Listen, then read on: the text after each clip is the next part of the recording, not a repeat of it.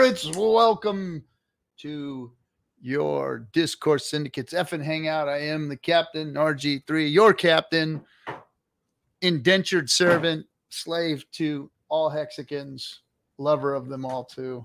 What's happening, folks? It's Friday night. The FN Hangout's here. It's yours. It's yours. This is your FN Hangout. So come on in. Do as you will with the ship. Girls have already messed it up. They were in the wrong stream and had the wrong banners up and everything else. I got to teach Sammy how to fix all that stuff. But welcome. Let's see, what do we got here? Let's say hello to everybody in the chat room. Okay, Logan's Run. I like your name. Love that movie. That was one of the greatest old sci-fi movies. I mean, it was a great movie. First and second and third. Good for you, Logan. Alan Hackett, just waiting for the Hexy ladies to finish first, like the true gentlemen we are. Yeah, you know what? I wouldn't be watching me either if they were over there. So I had to shut them down. I literally had to pull the stream down. But anyway, welcome, Alan. Glad you're here with us. Crypto Sloth. Hey, bro, we got to get together, man. I've been trying to catch you before the show, but we'll make it happen, bro. We'll make it happen. Dougie, yo, what's up with you, man? DB Cooper, what's up? Paladin YYZ. Hey, D-Gens. Yep. Oh, Inviting Freedom. One of my favorites. Yes, my lady. Welcome. DMT. Ooh, nice name. Hey, what's going on with you too? Crypto CPT. Yo, what's up, man? I was just out there the other day, by the way. Who else? Sandy Beach. Welcome, Sandy. Glad to have you with us. You've been becoming a regular. Oh, I think you've been a regular for a while now. Tea time. Let's effing go. Yep. Biffness. Epical. I gave you a hammer, Biffness. I didn't know why you didn't have a hammer, but you got one now. What's happening? Tea time. Hexy mofo. Hex your life up, man. Yeah. Hex. Why are you not? If you're not hexing your life up right now, you're making a big mistake. We kind of pumped today. Looking at it right now. What do we do? We're up in the high fours, almost clacking 5. Maybe we'll do that during the show. I remember we used to call it the DS pump. We used to pump hard, man, when we come on a Friday nights and we'd see this thing move. It was fun. Those were the fun days, man. Like it was a long time ago. It's like the last couple years, right? Mosh, yeah. What's up, Duncan Andrew? We got a big show. Dick Kennedy's Social Distortion, big show, man. Big show out here in LA. 2 day long. I think it's going to be in November. My daughter asked me if I'd take her to it. My daughter turned into, I thought maybe my son would be the one that, followed in dad's footsteps, surfing, skating, punk rocking, No, it's my daughter. She's a freaking surfing, skating, punk rocker. My son's a Fast and the Furious kind of guy. He's into the cars and stuff. So Swearworks. Oh, dude, I love seeing you in there. Swearworks, man, just brings back memories of seeing you in the chat. Really good to have you, man. DB Cooper, what's happening? When moon pole, sir? Soon. Hopefully soon. Maybe not. Who knows? My predictions were shit.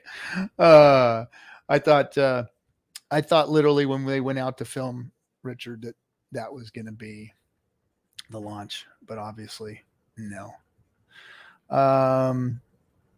Sandy Beach flying Jolly Rogers. Oh, careful. You're going to turn into a pirate. I knew Biffness says, I knew hash would be illegal when I was 14 if X's and IQs. Yeah.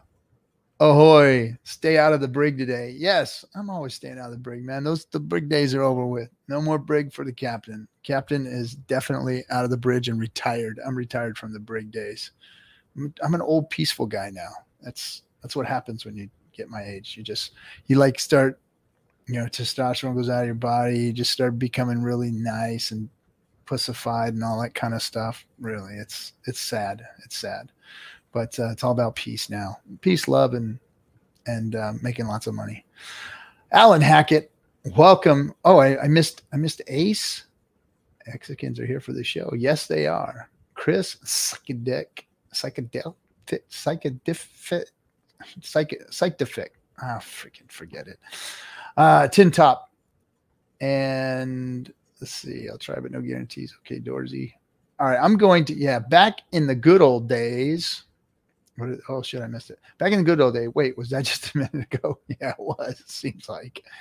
In crypto, it doesn't take long to get back in the good old days. You're welcome, Sammy. You're welcome. You're just going to let the ship just run ashore all by itself. You just jumped off and let it go. Right on.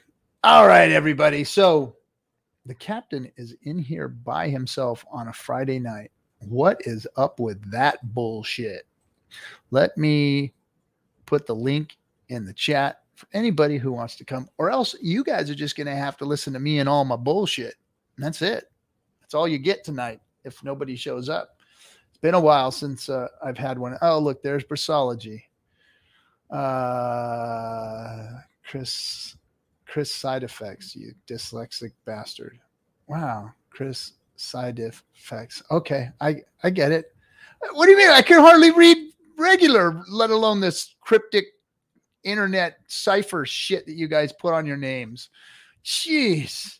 At least I made mine easy. RG3, right? Yeah, it's pretty easy. Pretty easy. Permission to go. Yeah, Gen Hex. Come on, man. The link's on Twitter. I mean, you don't have to have permission. I gave the whole freaking world permission. It's in all of the Pulse and Hex chats and Telegram. It's all over the place. It's like it's not a high bar, bro. So I didn't set the bar very high. Come on in. We've had everything in here, so that's what Friday night's for. Yeah, it's just for more fun to ask that way. Okay, I got you. All right, but yes, permission to come aboard, granted. And it's 15. Is it 15 hours? These watches are really just horrible at telling time. Richard was right. Like, I don't have like a Richard watch. I've got a decent watch. I've got a Breitling. I love my Breitling anyway. But you don't. These things don't keep, like, my cell phone's always damn right on, atomic time, the whole thing, everything. This thing's always a couple minutes different. Just anyway. Oh, it looks like. Let me bring up our guest here. Hold on one second. Hey, what's happening, buddy? It's now bummy this that. All right. We don't have any audio yet. Let me fix this. There we go. How about now? We got your audio now. It helps when you hit the mute button on the mic. Yeah. It does. Yeah, I was going with the pirate theme, man. You know, permission to come aboard and all that stuff. I got it. It. What's up? Let's see here. There we go. What's up, guys? There's Ken. Hey, look, you're not downloading anything tonight. I can actually see the beauty of your camera. Thanks, man. You got bored with Napster already. I did, yeah. It is a little too clear on the face, though. Pull your hat down a little bit. Try to hide that ugly mug a little bit. Fair enough. Oh. What's up, KNTX? Hey, it's good to see you, brother. Good to see you too, man. It is now bought me this hat. I like it, man. Oh, I forgot. I didn't realize that came over with the stream. You got to be careful. Yeah. You got to be careful. I've done Zoom calls at work where I'm the captain. Yeah. It's like, you just own it. Just really? Own it. Yeah, I'm the captain. I'm like, yeah. Say, I'm the captain now. Listen, look at me. Listen to me. Listen to me. So, how's everybody doing on this wonderful Friday night? I'm doing good, man. It's been a hectic week, and I'm glad it's over and got a couple of days to relax and get a couple other things done outside of work stuff. So, hey, goes by so quick. Someone's telling me I need to turn my. And Gwei is 14, and Hex is still on sale. So, good times. Yes, it is. It is still on sale at 4.7 cents. Mm-hmm. Yeah. That it swung quite a bit today, though. That was almost a bad thing. How much it swung. It was swinging up there pretty high. Yeah. I thought we were going to tap a nickel here. It looked like we were going to tap a nickel. I think we still got a ways to go. We'll see what. You think so? We'll see what Richard does. I think so, man. Right. Did it wick to 5? I wonder if there's a lot of sell orders in. Thanks. I don't think it wicked. Appreciate I saw the scam wick or whatever. Yeah. I saw the whatever that freaking sandwich bot shit or whatever. But you only see that on Staker app when you're looking at Staker. I haven't been on the pewter today. On the pewter? Yeah, I've been trying to stay off of it. All right. Inviting Freedom. I think I'm gonna have to put you in timeout. Really? What does she do? It's wow. Yeah. You just got she's put treating on timeout. She's treating you like a rags to riches up there. She's trolling. She is trolling. That's what happens when you give everybody wrenches. You can't just tell someone else to wrench her. There it is. I've been looking for my cable here to plug in. My phone's gonna die. Yeah, Motley found a kink in our armor, man. He insisted on having his wrench taken in our channel, and now he comes in and he tries to start a revolution. He tries to get people anti-wrench. Yeah, anti-wrench. Starting a squirt gun mob gang in our chat. I think he's getting a slow following. It might be a problem with to figure that out. he's setting up a lynch mob is what he's doing. Yeah, first he moves out of the country, and now he's just chaos. He's good at that. We do have some pirates in this community, that's for sure. And Captain, you can't say anything. It's your fault we have them here. You showed everyone the way that it was okay to be a pirate. I wouldn't have it any other way either. I wouldn't have it any other way. I love it. I love this community, each and every one, all the messed up, screwed up, backwards ass, angry, mean.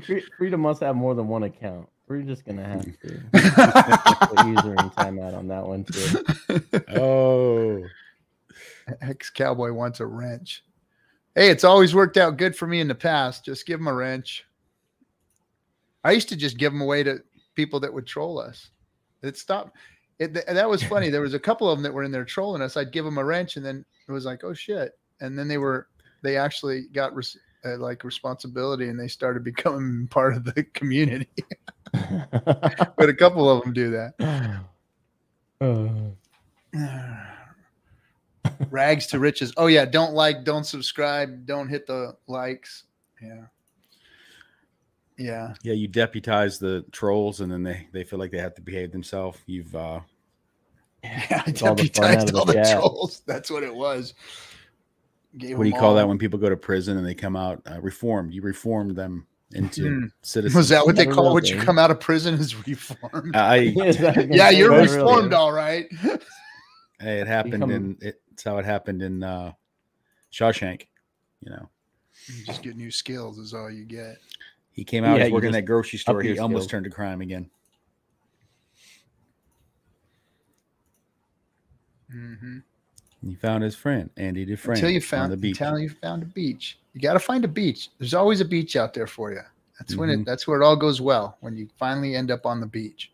And sometimes you find yourself strolling next to a 7-foot giant billionaire on the beach. Yeah. He's not quite 7. He's only like 5'11". That's just how small I am. No way. No. You're feeding the trolls, man. It's gonna be a whole new. I don't have to feed them. That meme has never gone away. It's never gone away. It's never gonna go away. My favorite was the one where it was the little tiny version of you, like in the palm of his hand. That was. I like the one in his pocket. The pocket one was one of the best, I thought. The other day, I took a picture with let's see, gosh, who all was there? Dan was there, Jim Rat Crypto Stylist. We were all in Washington, D.C., and we took a picture together. And I leaned into the picture, and I had one foot like I was on. I leaned into the picture, and one foot was up on it, up on my toe or whatever. And they they had the dramatic like screenshot of it like zeroing in on my foot. What are you doing on your toes, RG3? They don't miss anything. No, nothing. Attention to detail when it comes to memes. You gotta. Oh yeah, the Hexagon community is on their top game with their memes. Their memes they're on point. That's for sure. Damn, Sandy's 5'10". Sandy's 5'10". Yeah, Sandy is tall. Sandy's very tall. Yep. RG on toes, nipples on a crate.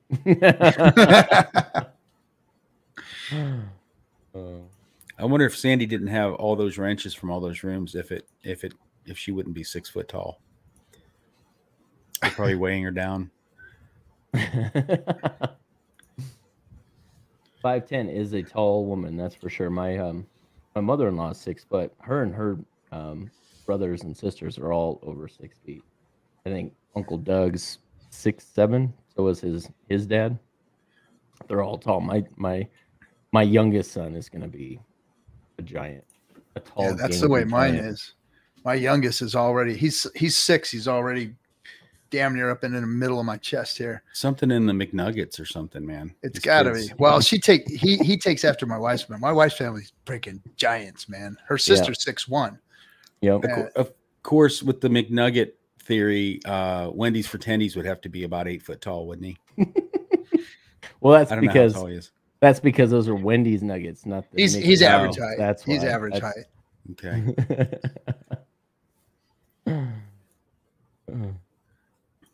It's part of, I mean, I hate to say it, but that's part of like why I want to go to PulseCon. I just, you talk to a lot of these people and you see him on camera and you talk to him on camera, and the people that I have met in person, it's different when I see them and talk to them on camera, because I've met them, I know them. Yes. Yeah. Which is only, a couple of the, A-Bit and Patrick and lady or oh my gosh, Kayla, Black Hexagon. Oh yeah. Yeah. Is it Kayla? I don't know if I knew her real name until now. Thank you. Appreciate that. And then Maddie was here in town for the meetup when A-Bit and all that came in town. So, and then Pascal and a couple of the other guys that were there that were on the tour with him. It's a good time. Yep. Had a few parties with A-Bit and Patrick.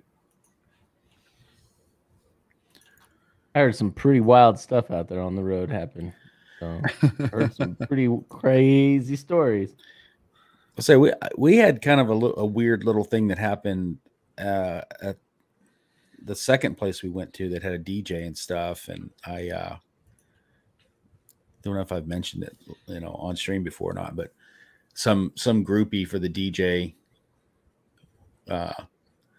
worked her way up into the VIP area so she could stand next to the stage of the DJ, and then somebody was kind of trying to talk to her, get her attention, to kind of let her know, like, hey, this, you only have like this little, maybe a 6x10 little area up there for the VIP, and this chick's like standing there, and somebody was trying to talk to her, and she pulls out her purse and she pulls out some little vial, and she's like, anybody want some Coke?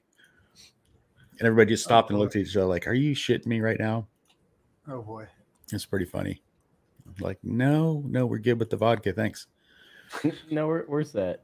Appreciate it. But she wasn't bashful about it. It's like, what is this, 1987? Get out of here with that. Yeah, those days are over with, right? Anyway. Are they? No, I'm just playing. Well, what crypto subjects can we talk about? Because we need to address some of the things that have been going on this last couple of weeks, which are freaking shenanigans. The crypto space is full of shenanigans, which is cool because in the spaces that we are cruising around in, myself and Knipples here, we're getting more and more clout as Hexicans. Why? because our project didn't scam out. Yep. Our crypto didn't scam out. Our founder didn't leave with everybody's money. Our founder is not scrambling to try and save his ass by getting loans from everybody else around the planet. We are solid, sitting on solid ground, looking good, happy with our dip. The only question I have is, what are these T-shares you speak of, Motley? What are these T-shares? Please explain Get them before they all become B shares. Exactly right. Technically, Yeah, they're cheap right now. They are on sale. Yes, this might be the. It's funny how some of the circles that we're in, we're not getting that anymore. We're not getting that. Oh, that thing just seems scammy. Well, Luna seemed like a very, very legit project, right? Until it wasn't, and all these other things that just keep failing around us. Well, Celsius seemed like a very legit project for a little while. Look at Solano. When Solano was ramping up, and everybody was like, Solano, the next big thing, and everybody was killing himself to buy it on its way up and buy it at the top. And then I saw something today. Harmony One just got hacked for millions. And Harmony One was one of those enterprise blockchains that everybody's been touting in the inner circles over the last year. And I looked into it, and I'm like, man, I just don't see what it's supposed to be. I mean, I just don't see the vision there with it. And then I heard it got hacked too. Yeah, actually, Harmony One and VeChain were two. Harmony One, VeChain, and ADA were the three that I was into before I found Hex. Back during the bull market where everything was going up, right? So what was that thing that ADA came out? ADA came out. I'm blanking right now. Was it their decentralized exchange? Is that what Sunday Swap? Yeah. Sunday Swap was a giant nothing burger. For all the press that it got. Yeah, it was like get all this hype and then nothing, and then here we are, still little gatekeepers. Still, somebody tweeted. And this is why Solana is not real crypto. They seized a whale wallet. That's not real crypto. Not your keys, not your That's crypto. Just wrong, man. There's no censorship resistance in being able to seize a wallet. Well, I just saw a tweet yesterday or the day before, and I retweeted it. I can't remember to give them credit who the tweet was from, but it gave this list of all these different projects and networks that were rugged or hacked or whatever. And at the bottom, it's like Hex, and they're still calling Hex a scam. All these founders and people that have rugged their own projects and crushed people, and they're still calling Richard a scam. It doesn't make any sense. We're almost 3 years deep here, and never have we seen a rug pull or a running away with anyone's funds, shutting down the pyramid scheme. Like, none of that. I don't understand what clout do they think they have to be able to say that. Yeah, and anybody that's got hacked or anything with Hex has been just like what was the one exchange that got hacked, and I think they got a bunch of money. It's been like 4 or 5 months ago, I think. Bitmart got hacked. Yeah. So I mean, that wasn't Hex's fault. Hex was just one of the tokens on their exchange, right? Yeah, that was their own security for their exchange. Yeah. I love this from Motley.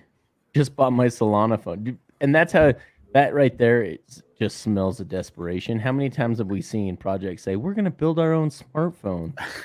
Just bought the Solana phone. You plebs jealous yet? It does have a tendency to shut off on its own all the time. Besides that, it's the best phone ever. That's what I tweeted out today. That's awesome. Tweeted out. Yep. Thing's going to work less time than a freaking AT&T phone.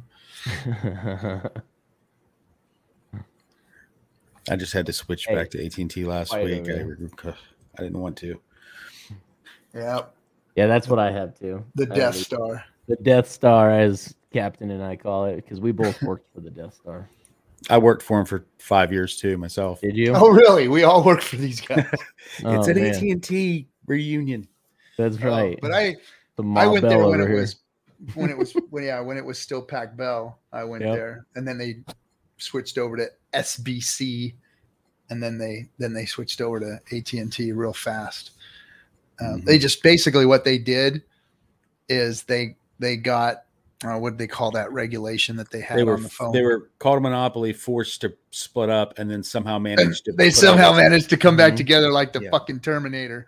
Yeah, like exactly what I was thinking. The liquid Terminator, like the liquid Terminator. It was like came back. It's like, wait a second, it's all AT&T again. World conglomerate. Damn, y'all are old AF. It's true. I ain't mad. I'm embracing my oldness. Think about all the wisdom. Think about all the wisdom. Pearls of wisdom getting dropped. Wisdom just feeling good about feeling bad. Well, I was talking about this a week or two ago. Is you know how you have different jobs in your life where you work your butt off and maybe you don't even make good pay. And like now at my age, I'm got probably one of the easiest jobs, or I should say less physically labor intensive jobs, and make better money than I've made.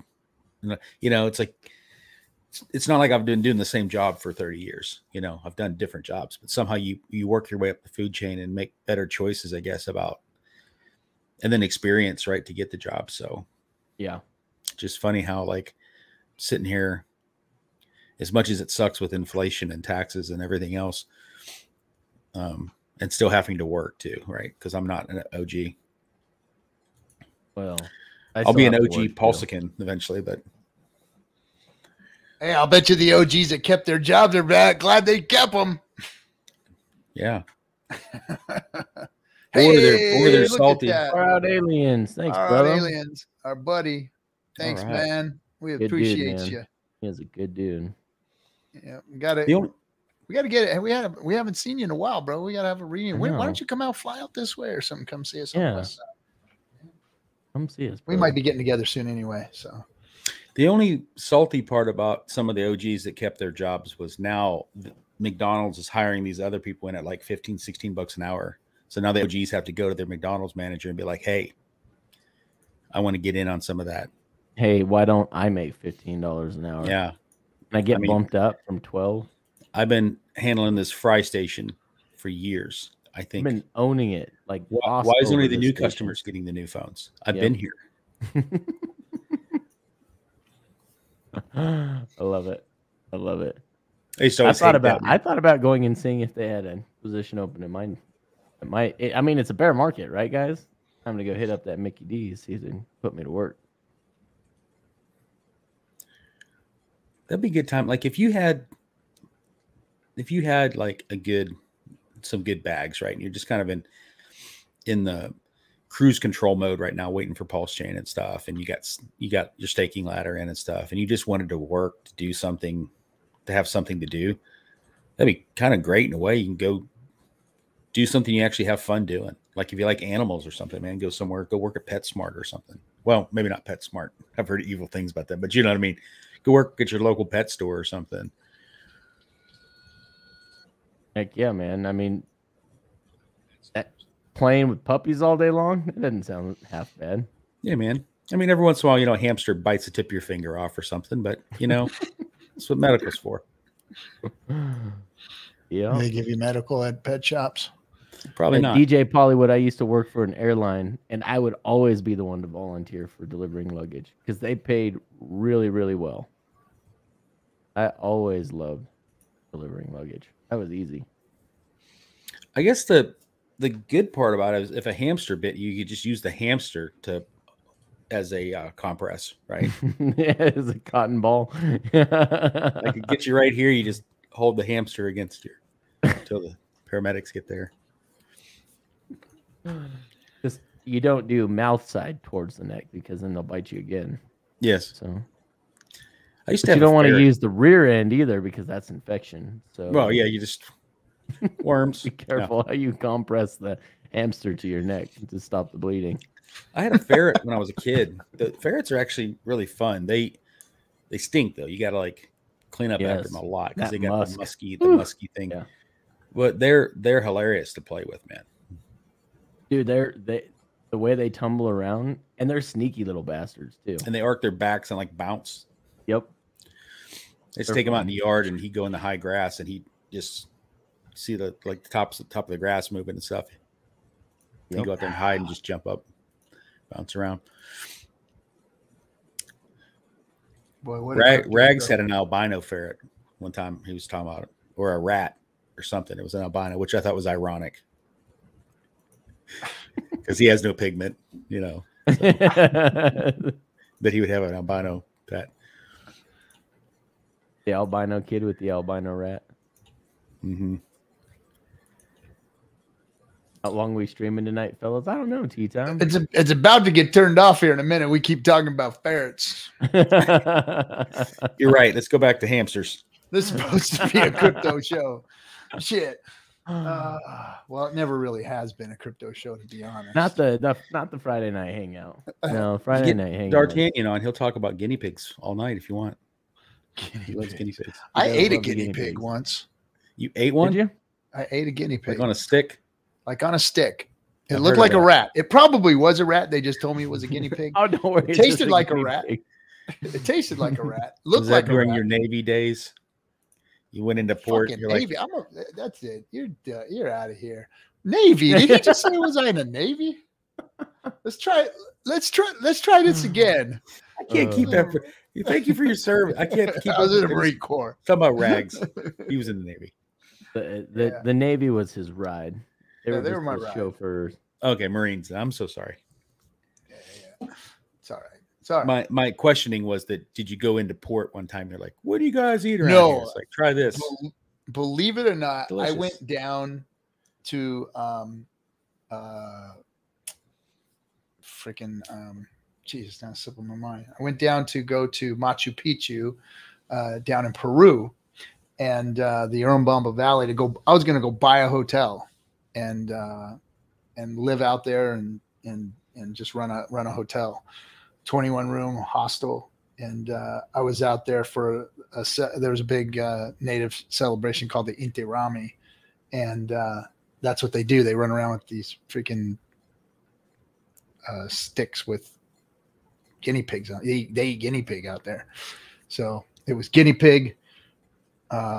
They take chain link fence and they'd gut a pork, gut a pig, and lay the pig out on the chain link fence and smash it between two chain link fences and cook it over coals. And they had those and these things called watias, and they were mud clay little ovens, and they were all over the place.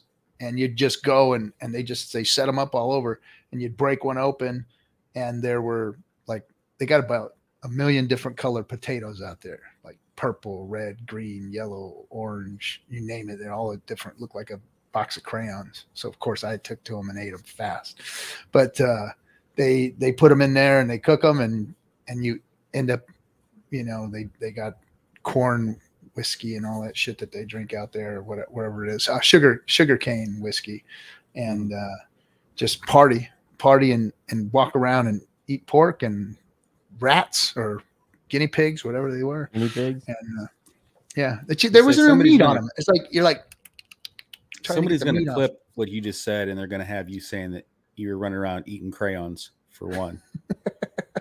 That's all right. And Machu I've been called and done worse by better people. That's for sure. I don't know a lot about Machu Picchu because, I never got into Pokemon for one. But is that Peru or Chile or something? It's in Peru. It's the ruins up on that mountain. But you go way up on the mountain, and they've got these ruins that shouldn't be up there. Yeah. And beautiful place, just insane. The way they set these blocks on top of each other, they're like polished in together. Like they fit perfect. Like you can't slide anything between these things. And they make these big walls and these castle-like looking things out of them, and just insane architecture on top of this hill. And, how like with the pyramids, it's like it baffles how it was even possible at that time that they managed to do it, right?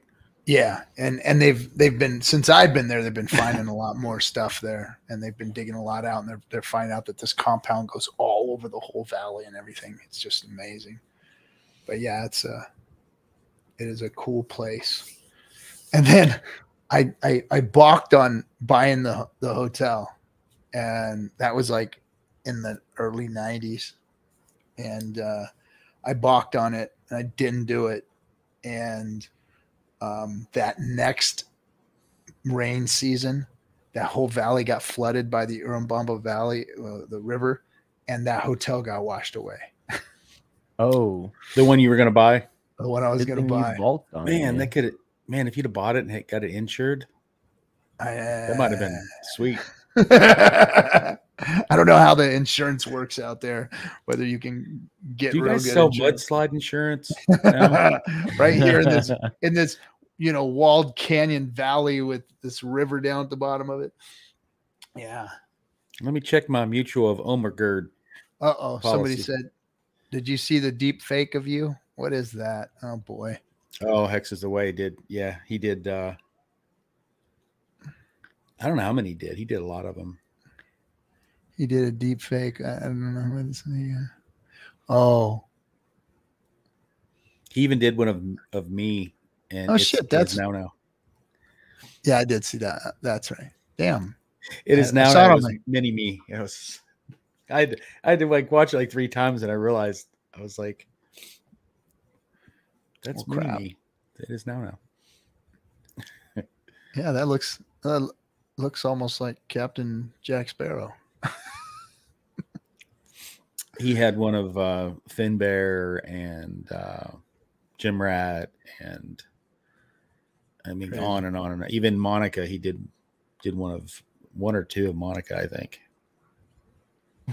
Monica. Mofit. Oh, Monica. Mofit. Oh, I didn't see the one, the Mofit. I want to see that. Yeah. She's my homie. She literally lives right around the corner from me. Yeah. That's funny. Yeah, I remember I was on the phone with her trying to help her and her friend with their hardwire that time, and they had you on the other phone, remember? Yeah, that's right. They had us both on speakerphone trying to figure out why they're not Treasure. It was the other one. Ledger. They had their ledgers that wouldn't work. Yeah. Mm-hmm. Yeah. Yeah, they've called me over there for her husband called me because the boys had snake problems. they had snakes that were sick. I used to raise exotic snakes. I had a Colombian red tail once, boa. Oh, nice. Yeah, nice. His name was Julius Squeezer. Mm. I'm being serious. I really did have a boa. His name He's here all night, guys. He's here all night. That was really the snake's name. Don't forget to tip your waiters and your waitresses. I mean, you get a snake, you're like, I gotta name it something, you know. Yeah, my snake was Darby. My big one anyway. I didn't name all the other ones, but anyway, he was my favorite. He was a Burmese python. He was about, I think he got to be 17 feet long, weighed close to 200 and something pounds. Jeez. So that's the one of the very few things I've seen that appreciate. You get a reptile that's small. If you keep it long enough and feed it and it gets bigger, people will pay you more for it. So back then I was a younger man, and what we would do because snakes are, I forget what they call animals that just continue to grow, because they will just continue to grow based on what they're eating. And so what you can do with a snake is, as they're feeding, when they're finishing up the last bit of the rat or rabbit or whatever it was that they were eating, they would open their mouth, stretch, and get the last bit, and then you could stick the head of another one in there, and they'd start eating that one. And you can literally just keep throwing them in there until he's just one big long solid, just snake full of food. Like one of those things you put at the bottom of your door to keep the draft from coming under. Exactly. That's what he'd do. And then I'd have to pick him up and go set him on the heat rock, and he'd be like hanging halfway out the tank and halfway out the other side, and he'd digest for like 3 days. But you could actually force feed him. Power feed, right? Yeah. Power feeding. Yep. Yeah. I don't remember. Had So a friend like that too once. We would never. Little Debbie's. You didn't want to throw live food in, like, you know how a lot of people, they throw live food in their tank with their snake, and they get scratched up, and they do get bit, and they do get they can get infections from it and stuff. So yeah, we always fed them dead. You know, we'd kill the rat, kill the mice, kill the rabbit, whatever. See, they told me what I did was I took the boa out of the his regular tank. Yep. And I had a 5-gallon bucket, and I would put the snake. I would put the mouse in the bucket, and then I would put the snake in there.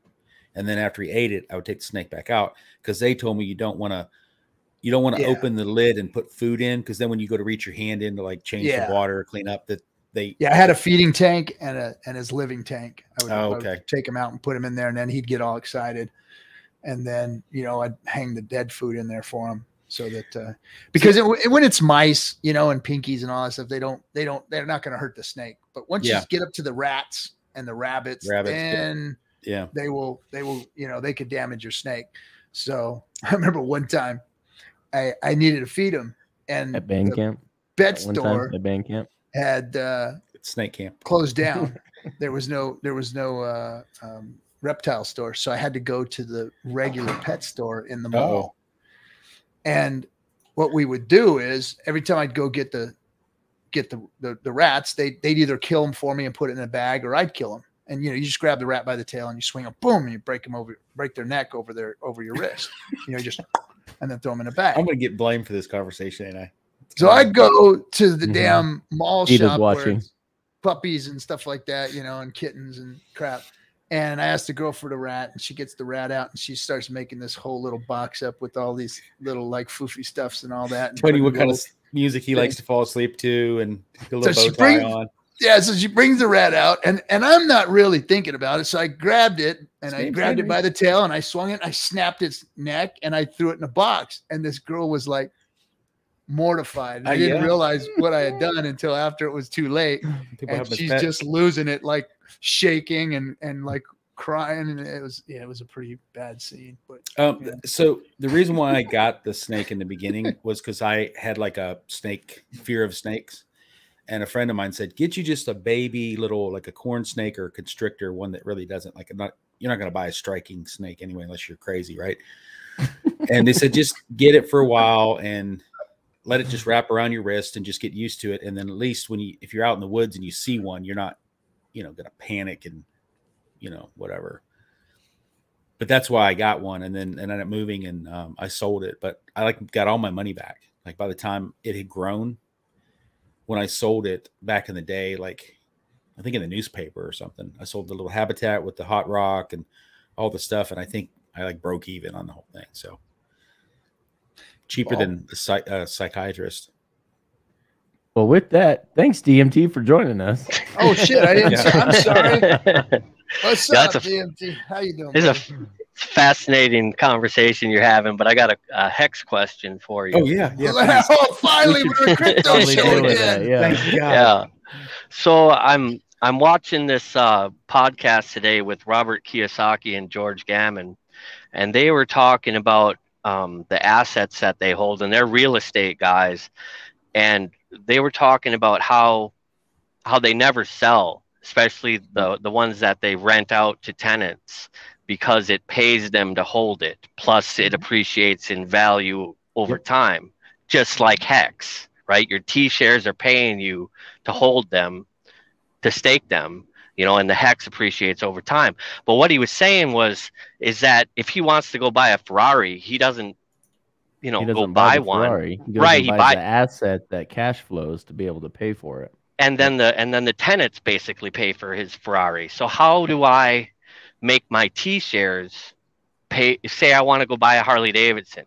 How do I take a loan against that and let my T shares pay for them and never sell my Hex? You never want to take a loan against it. So how do I never sell my Hex? Basically, they were saying they never sell an asset that pays them to hold it. So the difference here is you're comparing one that it's an asset that pays in cash. This is a like kind. So when you're staking your hex, you're getting paid in like kind. So I would never sell the principal as the closest concept you can get to that with hex. And we're not there yet. We're not at a place where we could do something like they do in real estate, because he's saying he doesn't flip the houses. You got to understand though, the asset itself is the house, the real estate. Right. It provides a cash flow. It's cash flow. Hex doesn't provide a cash flow unless you sell the like kind that it is paid out in. So you're comparing apples and oranges here. Right. But what you don't want to do is you don't ever want to get rid of your principal. If you can restake, I mean, now, not financial advice. Everybody's situation is different. Maybe there's your tax situation or the jurisdiction you're in it dictates different rules for you that makes it different for your situation. But me and my situation, I never want to sell my principal. It's only the yield, the like kind hex that has been paid to me for staking that I want to actually. I don't want to say. You don't want to say. I don't want to sell if I don't have to. But if I'm gonna need that cash flow, you have to sell the like kind that the fruit of the orchard that has been paid to you via. Now you can take it and buy an asset that will bring you that cash flow. Right. So that is take your hex and buy great point right there. So I'm actually looking right now at going back into real estate pretty heavy. Now I'm looking for deals. If you listen to anything with Robert Kiyosaki, he talks about just putting into practice what he preaches, and he's always looking for a deal that he doesn't have to come out of pocket for. And I can give you 100 different examples of how that works. So not putting a 20% down for a rental unit. And he's always looking for a way that the asset ends up paying for itself and he doesn't come out of pocket for anything. So I'm looking for that. So I don't have to sell hex to do that, but you can use your yield to buy these assets and get that cash flow. And then if you have enough assets that are cash flowing, you'll never have to sell your hex anyway. Just keep rolling it to the end of your stake ladder. And I always recommend a stake ladder to everyone. I haven't found a situation where it isn't a good idea. You just don't want to get diluted with longer pays better stakes that are outpaying you in the long run. Yeah. And if you look at what Robert and Ken are doing, what they're doing is, so imagine this, you take your stake, maybe just your interest, and you go get yourself a duplex or something, and you appreciate the value of it. You can do that. And what these guys do, and if you watch their shows long enough, you'll see what it is that their plan is and how they set themselves up in real estate, is they appreciate the value of that property. They take a loan out on that property against the appreciated value. They roll that back into another property, and then they depreciate the value of the property that they purchased the first time for the next 24 years, I believe it is. So 27 years, and they fix their tax basis on that because of that. And they got another property, and the money they're using is borrowed money, so it's tax free. So that's kind of what I was wondering about. If there's something in crypto that exists like that, where I could take a loan against my asset, and then my T-shares would just with loans and pay for that. Is the volatility. So until there's a crypto that isn't volatile, the problem with that is that you can get liquidated out of your position and end up owing on the loan. If your underlying asset that you are using as collateral for the loan depreciates in value so much, they want a certain ratio, either they're going to have to put in more capital to continue to secure that loan, or they're going to liquidate it and keep your crypto. And in a lot of these crypto loans, the problem is you're 100% loan to value on these. Sometimes you're over leveraged 110, 120%. You depreciate with the volatility enough in the USD value of that underlying asset, and they'll literally just liquidate it and say, okay, you keep what we loaned to you, and then they keep the 20% spread that you over collateralized. So and then you just lost everything, basically. And then you just lost more than you initially put up. Yep. Yeah, right. It's not a fixed rate. It's not like boom, I loaned it at this price, and and then and the other side of that is, someone might say, well, why not use a stable coin as your collateral? Well, why do you own stable coins other than as a medium exchanger to park monetary value there temporarily until you can get into the next thing. But there's no point in having that you might as well be in cash, so to speak, if you're going to leave it there, because there's no price appreciation that's possible with that. So So you're basically taking your APY and restaking your principal, and then using your APY when the stake ends to turn into cash, basically. Now say that one more time. You're restaking your principal and taking all the APY, all your yield, your T shares gave you during the stake, and taking that and using that as your money to go invest in whatever you want, or buy your new car or whatever like 100%. That. That's okay. Yep. I'm looking at the yield without selling any of my principal, without selling any of the initial hex that I have staked. I'm looking at that yield and rolling it into assets that create cash flow.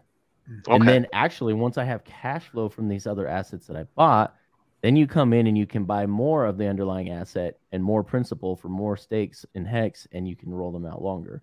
In fact, it's funny, we're going to be covering a lot of these concepts in our new channel. We're waiting. Okay, so for all of you guys who are going to say KNTX can't tell us anything, I did an interview with Robert Kiyosaki. We are waiting for the approval from his team. His team has final rights to approve or disapprove of the content that we created.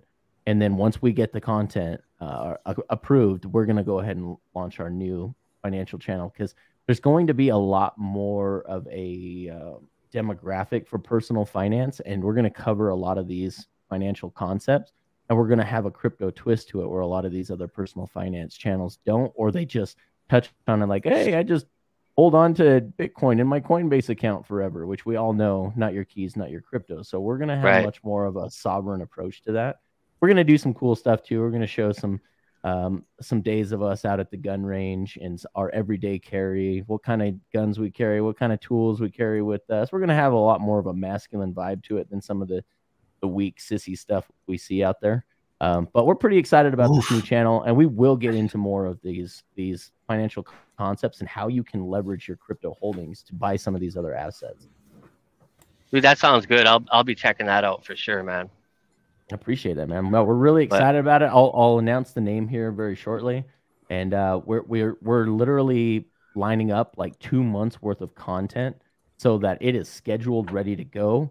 And because that's what the YouTube algorithm likes, is that once you launch the moment you launch a channel, they want it to be back to back to back content. So we're just getting all of that content put together now so that it's ready to go, and then we can just get that virality of being on the front page. So cool. We're working on that now. But yeah, those are great questions, DMT. I love it, man, because those are my guys. I love those guys. We've hung out with Gammon and Kiyosaki and Ken McElroy and Jason Hartman. Jason Hartman saying, as Captain RG3 was talking about the concept, it's his motto is refi till you die. So might as well continue refining out that equity, living off the equity, because it's part of a loan and you still cash flow at the same time. Awesome. Hey, man, I appreciate the advice, man. I'm going to hop off here and get back to work, man. It's a pleasure to see you, brother. Thanks for coming, DMT. This is like your third time on here. I love it, man. I know, right on. Peace. Thanks. See you soon, brother. What's up, Sloth? How you doing? What's up, everybody? How's it going? Glad to be here. Hey, Sloth. Oh, well, good to have you, man. Good to have you. Yeah, glad to be here. How's it going? Slow. It's a slow night. Yeah. At least we were talking about crypto again instead of pets. We started talking about crypto. Yeah. Somebody came in. And, we got off the snakes and ferrets, and we're RG was telling us started talking about crypto, and all the girls left. Thanks, Sandy, for leaving. Thanks for leaving us guys here to talk about crypto. What? No, I'm just giving Sandy Beach a hard time. Oh. So the only female I see in the chat. Sloth joined StreamYard back when we started, but he's a sloth, so he just got here. Yeah. It took me a little time to get here. Yeah, so explain yourself with the name. Why the sloth? Sloth? It's just my favorite animal. The story is cool. in fourth grade, they just asked us to do a project on animals, and a sloth popped up in my head, and I was like, that's just gonna be my favorite animal forever. So here we are. That's it. Nothing too special. Right on. Yeah. So tell me that headband around the sloth. Tell me that is a Hedron logo and not a Cardano logo. It's hard to tell from here. Oh no, it's Ada. Yeah, I'm a huge Cardano fan. Charles Haas. That was fun. Next. Yeah. All right, I guess we'll let you in. No, I'm just kidding. Yeah, it's a Hedron logo. I love it, dude. I love it. Awesome. It's funny because the Cardano and the sloth go hand in hand. You know, they both take. Yeah, Hoskinson on us. He's like a sloth when it comes to coding something that works. No, sloth's like a Hedron Maxi, aren't you? I'm a huge Hedron fan. I wouldn't say I'm a Maxi. It's not the only thing I own or the only thing I like, but you gotta have them T-shirts if you want that free like Hedron. It a lot. He's a believer. Oh yeah, I would never recommend getting into Hedron without first getting a solid T-shirt base. Yeah, 100%. personally. Yeah, definitely. Alex, you gave me too much of that shit, bro. You gave me way too much of that shit. Now, you just gotta get. Now, you just give me your shit, or you just dump it so I can get.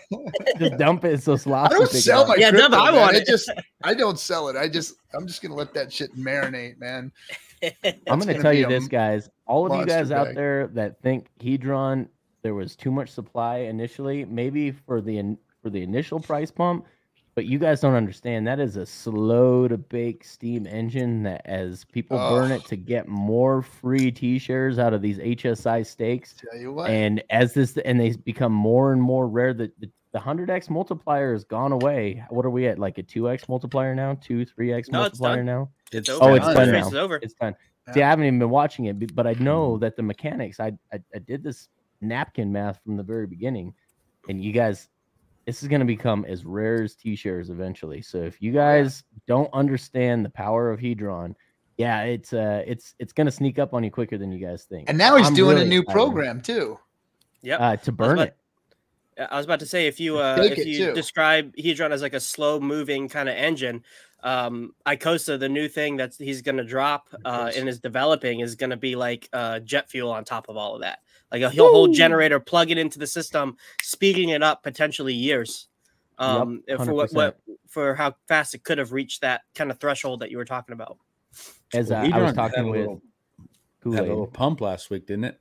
Yeah, it did. Yeah, about 2.5x in a couple days. Yep. Yeah.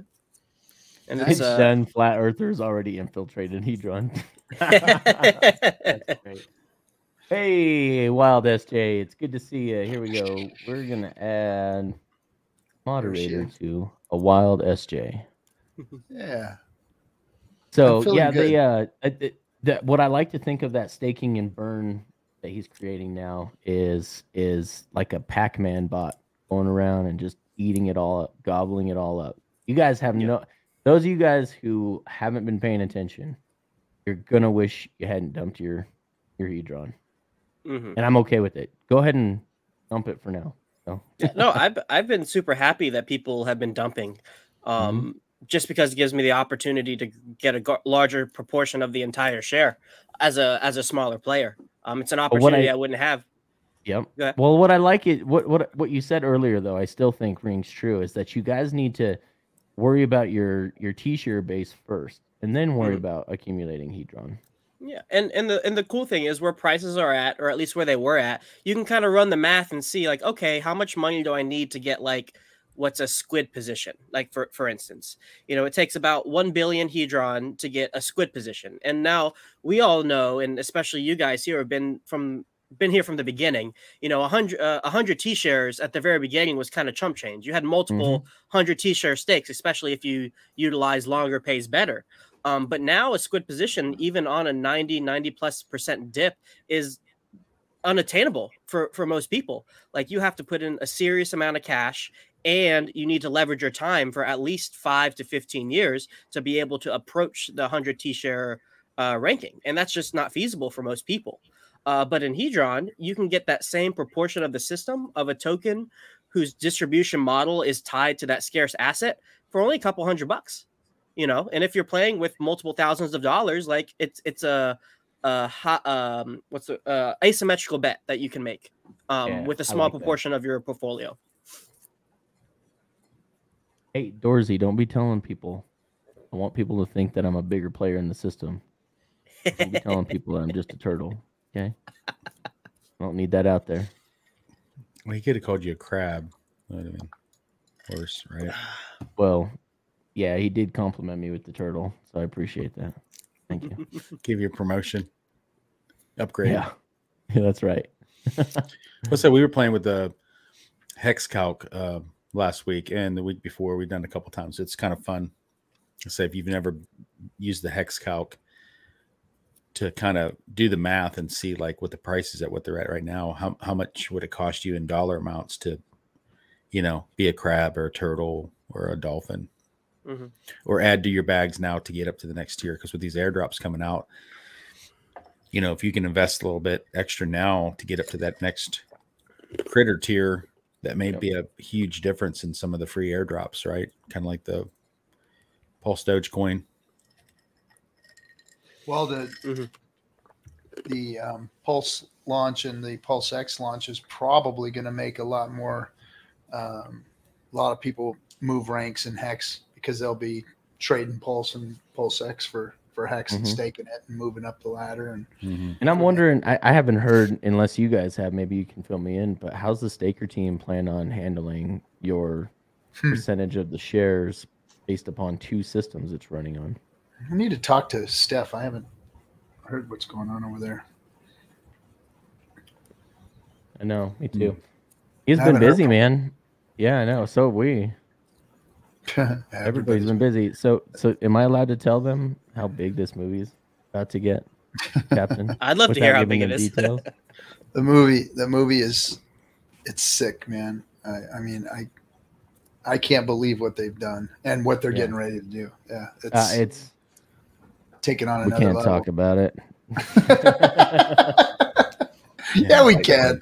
It's going to be a lot of fun. Let's just say we've got more than one A-list lister that's interested in this, and there's probably going to be some simplified explaining with an additional creative that's entertaining and more than just a documentary. It's like actual movie quality, like feature film quality stuff that it's become bigger than we ever imagined. It's bigger than the director ever imagined. Like, just we went from an 8 to a 10 to a 12, and now the talent is coming in and saying, "Hey, we think we can go bigger." So, wow, yeah. I'm excited. I'm gonna have a whole watch party with all my friends, my onboards, in my for class. For Briz and the P-51 Mustang. They were wondering what's in the Smithsonian box. This has got a lot of sentimental value to me here because of who it was given to me by. Sorry to cut you guys out. I saw that in the chat. And that's actually my better camera, Briz, and it's not on. Yeah, you put the better camera at the back of his head. I did, the back of my head, but it's not on. It's not filming anything right now. Got my badass lens on it. No, that is not Gen X. Oh my God, bro. Of course he would put this up here. So. Hey, at least I didn't super chat like last time. Well, at least pay us before you put that up. Oh, that's great.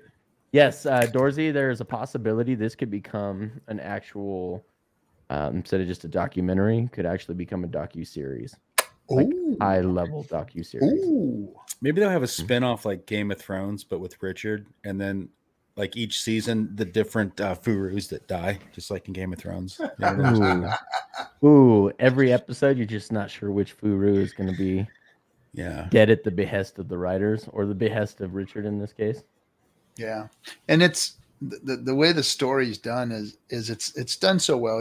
They of course Richard is the central focal point of the movie, but they're really getting the detractors, the people that are doubting Richard, not necessarily just him, but crypto itself, Hex, and the narrative around that is brilliant. Really brilliant. I mean, it's good. It's really good. It's not a fluff piece at all. It's real. Oh, they come after the big man as hard as any of these food. In fact, in some ways, because the medium in which they're using, which is the film arts, they come at him even harder than the Furus do, and it has to be that way, guys. He has to go through the fire, and he has to be tested, pressure tested. So when he comes out on the other side, people that watch this realize he's the real deal, guys. Yeah. So I've cried on film before. It usually has to do with kids. You guys have all seen me before. But I ran the whole gamut of emotions when RG and I were reviewing this film. We didn't get to see the whole thing, but we got to see a lot of it. And dude, I laughed my ass off. I cried in some parts. It really conveys. If any of you guys have ever met Richard in person, you'll understand what I'm saying. But on stream, all you see him is just killing these Furus. But when you're in the room with the guy, you can tell he genuinely feels for everybody in that room. He's a social creature. He loves everyone. He wants everyone to have a good time, and you see that you see that human side of him in this film. So I ran the whole gamut of emotions, and we didn't even see half the film. So, and some of it was rough, and it didn't have the score. It just had some placeholder music. Didn't have anything that the score is going to be making you feel, just from, because most of you guys out there understand the feels that the right music can give you in the right situation. So yeah, you guys, it is huge. It is huge. Any of you guys who are sitting liquid at all, give me a call. Hit me up on in any capacity. Just let me know. Hit me up on Telegram. I'd love to talk with you guys. So any of you guys who aren't hurting during this bear market, hit me up. Corey Clipston. No, I didn't. I love this. I do love this tweet though from Richard. I'm looking for that one right now, but I do love this one. At Mashinsky, I heard Celsius is going bankrupt. You key begging scum. He's going for the jugular, man. Going for the jugular. Oh, well, man. And that guy was so revered. He was so revered. Like, I mean, people that I respect in the space, like, just spoke volumes about that guy. Like, he was the second coming, like this dude was just gold, and what a scumbag. What a scumbag. It still makes no sense though. It's like you got these guys. Sorry about that, guys. No worries. Where's the outrage, except for like Celsius holders, right? They're obviously flipping. But where's the outrage? They're not saying anything. Like, string this guy up. They should be like pitchforking this dude, right? Yeah. Like, but Richard, it's so funny how there's parallels with the whole crypto community, and there's like all this stuff going on, and it reminds me of that meme from Naked Gun, where the fireworks factory's blowing up in the background, and he's like, "Nothing to see here, folks. Move along." And it's like the people running out, and the whole space is that way. And it's the same thing, like even on the news with stuff. There's all this stuff going on, and that they're not talking about, and they want to focus. They want to distract you over here with other stuff, and it's like they want to gatekeep Hex and distract you and talk about like when Richard Hart's brought up, it's always in the negative light, And then this kind of stuff happens, and where's the outrage? Where's all the Furus that told you to invest in it and buy it? Yep. Hiding and distracting their followers by talking about something else. Yeah, and not taking responsibility for the fact that they were promoting something, No. It's like what else is funny is they protected themselves, like what Frosty's saying right now. They protected themselves against Richard so much, like, oh no, don't say Hex. Don't say Hex. Don't say it. Whatever you do, just come in and debate and say your thing. But they don't have any problem saying all these other things. Celsius comes out of their mouth every other freaking, Ada, Cardano, whatever you want. Celsius, freaking all this other bullshit that scammed out Luna. They say that all the time. They don't give a shit. They will speak about them. They will talk about them. They will put their charts up on their screens. But boy, don't put Richard's shit up there. Do not do it. Yeah. Unbelievable. Yeah. As I said, it's like a parallel to me. It's like a particular politician a few years ago that love him or hate him. And a lot of people, they just couldn't stand him. So no matter what he had to say, they wanted to shoot him down, that he was unqualified. You know, same thing with Richard. If you listen to him, he knows what he's talking about. He knows how it all works and how it's all played. And the people that see through that, you know, have hex or have sacked. And these other people just want to just keep being in denial about it because they've hated on him so long that now they don't want to either not change their tune, or they've sacked for Pulse and Pulse X, and they're waiting for all that to come out so they can, you know, this come is out later and act like they were in it all the time. I like to portrait the FTX kid as savior to the key beggars. Yeah, he was dropping freaking money on these guys. Yeah, he's put in place by the Kingmakers, guys. This Sam Bankman-Fried just came out of nowhere, literally out of obscurity to being the keys of the kingdom have been placed in his hands. You guys think that's by coincidence? That and a lot of his donations to certain political interests too. I think he was $5 million to Biden. Mm-hmm.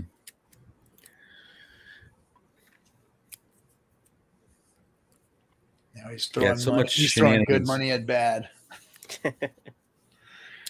Could have helped him buy a safer bicycle.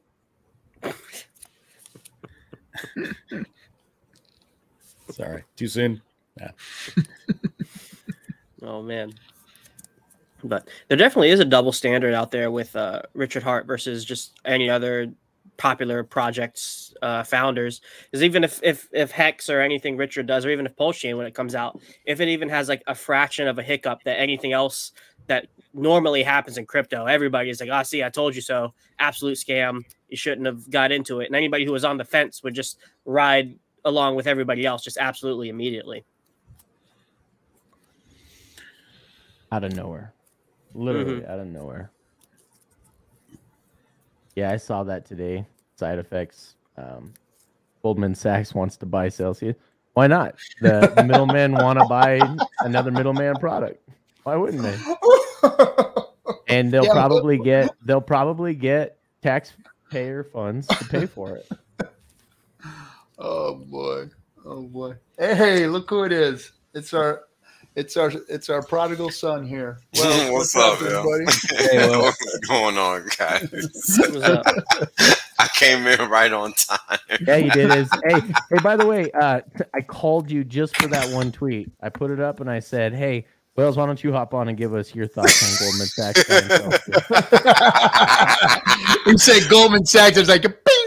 Yeah, well, Wales all appears. I can say is, told he you appears so. with his cape on.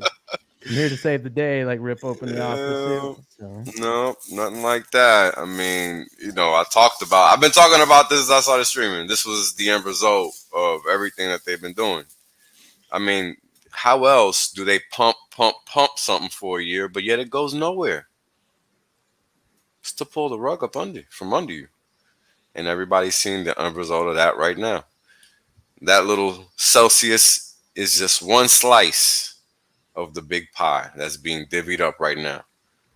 But all the suckers were on their knees begging the VCs and Wall Street for money. Bet they wish they weren't begging now. Fucking chumps. Yep. But this is how the game works. And this is why crypto exists. And this is why we only profess real cryptocurrency over here. This is exactly why, folks. This is victory. Enjoy it. It is victory. Think about it. Thanks, Russ, for the 369. The stream and the chat are fine tonight. Yes, they are. But it is. This is our victory march, guys. You guys ready? You guys ready to walk down the streets in the triumphant march of the conquering army? Because that's exactly what we're doing here, guys. That's exactly what we're doing. While everything else is scamming out, while they're calling Richard Hart the scammer, we've been calling this for 2.5 years now, guys. We're just waiting for them to realize they've already been conquered. By the triumvirate. What do they call it? A triumvirate? Triumvirate? I don't know. Triumvirate? When you have three, anyway. That's triumvirate or whatever. I can't remember. Pentagonate, but only with 3. Triumvirate. Yeah. And we got a whole Pulse, Hex, and Pulse X. Triumvirate. You know what's crazy is take the population of the world, and then how many of them even have heard of crypto, how many of them are invested in crypto, and how many of them actually are into real crypto. So many people that think they're in crypto that are on Robinhood and stuff, you know. Exactly. They're just being. I mean, there's people that think that they're in DeFi and they're not, bro, and they're just now discovering this. Yeah. Bing, bing, bing, bing, bing. They thought they were in DeFi. And they just got defiled, is what happened. Word up. Defiled. Exactly right, bro. It's not They got DeFi, it's defiled. Defiled is what happened. So what is the game of playing markets? It's a game of attrition. Yep. That's all it is. He who stands the longest wins. It's that simple, because guess what? It's always going to be this way. Everybody will always seek the quick fix, not understanding the name of the game. It's like playing poker. It's the guys that are constantly folding that win the game. That's right. Pay attention, folks. This is no different. A lot of you out here playing hands that you don't got. Keep following the full rules. They're going to get you there. Wreckage. Wreckage. Yeah, they're real quiet right now, aren't they? They're real Well, they just got to be quiet for a season, and then they can all come back and crawl out from under their rocks, you know, and the tide goes back out. Yeah, then we're going to get even louder then, aren't we? Some of the people that follow the Furus, I think it's because they want that person to do all the mental work for them and them just do whatever they're doing. They don't want to do their own research. They don't want to investigate and do their own research on stuff. They just want to take cues from somebody that's got a podcast. Yeah, those are the people that lose, man. Unfortunately, that's the name of the game. Well, it's definitely good that the Hexican communities, our numbers in terms of hours, like we're live, and the amount of educational content that we provide as a whole probably is going to start overtaking the rest of the crypto market, just because I'm surprised. I'd be surprised if it hasn't already. Probably by the metric. I hadn't even thought of that. That's a great point. Well, because like as the market goes down and prices go down, like less content. 2018, there's less content. But our content, I'd assume, if we ran the numbers, is growing up. I mean, we have new streamers coming on. We have new projects being built on top to give us more content to talk about. Like there's nothing up and to the right. Nothing up and to the right for the community. So I'm sure there's some threshold somewhere we can measure where it's like our stuff just algorithmically is going to hit more and going to hit the people who would go to the Furus initially, because that's where the algorithms are taking them when you type in crypto stuff. Oh, for sure, yeah. And especially with Pulse Chain, is because it's a little more digestible in terms of like, oh, it's a blockchain, L1, etc. Like, and to where the current paradigm is for like crypto knowledge. For sure, yeah. I mean, most people don't even know what a cryptocurrency is. So. Well, gotta start somewhere. I talked to my brother a week ago. Hadn't talked to him for a while, and I was trying to talk to him about Hex and all this different stuff before. When he was in town, I was showing him like my staking ladder and different stuff. And when I talked to him last week, he was complaining about inflation and then whatever it's going to cost and everything. And then he's like, you got some people like you that, like you put all your extra like in Bitcoins and stuff and whatever. It's like he still, everything's the umbrella of everything's Bitcoin. Like people don't they think they even know what crypto is, and they just think everything's Bitcoin. They don't have a clue. We are so early.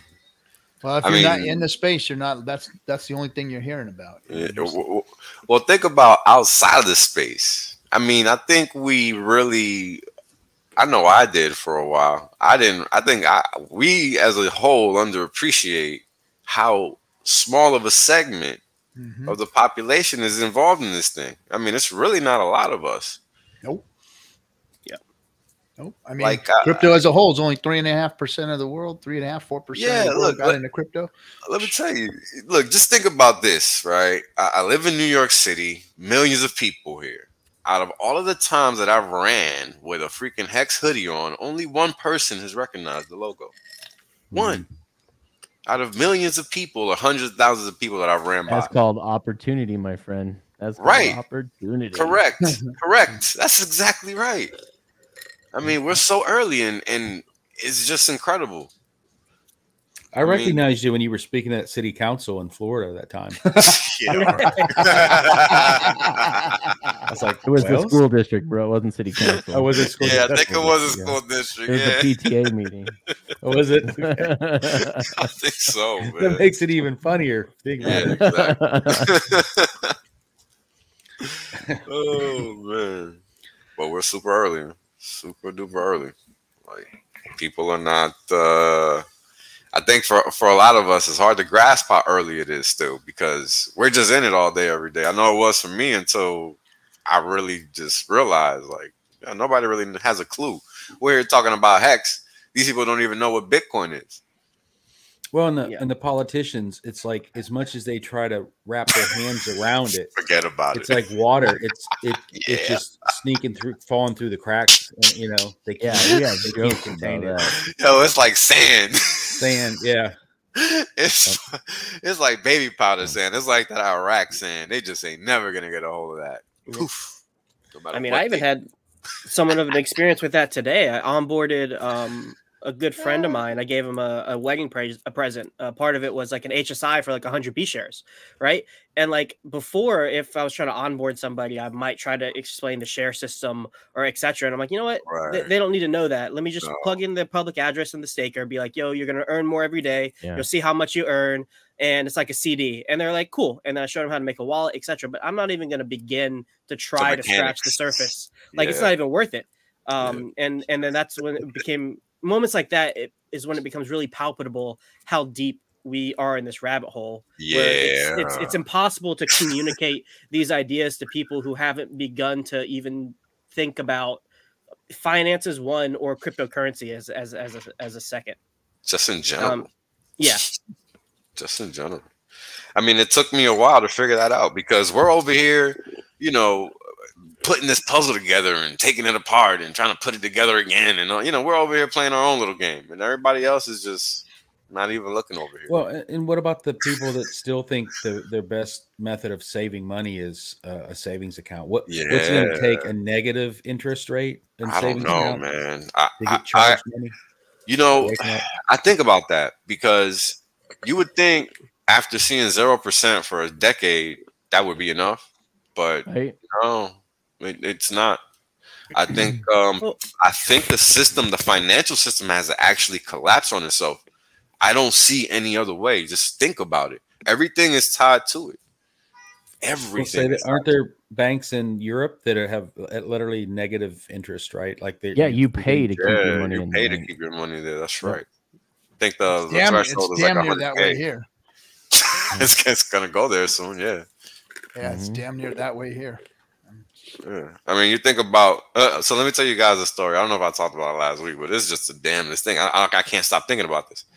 So I tried to onboard one of my old co-workers, and this is a intelligent female. Like she's on Wall Street. She understands, you know, like she gets it. But once we get to the part where it's digital, like she can't wrap her head around the fact that money isn't really physical. Yeah. Because she can touch cash, right? She can't like fully wrap her head around the fact that, you know, it's really not physical. You know, you gotta let that go because this is not going to exist in the future. Every stock trade in existence forever hasn't been physical. Yo, never mind that.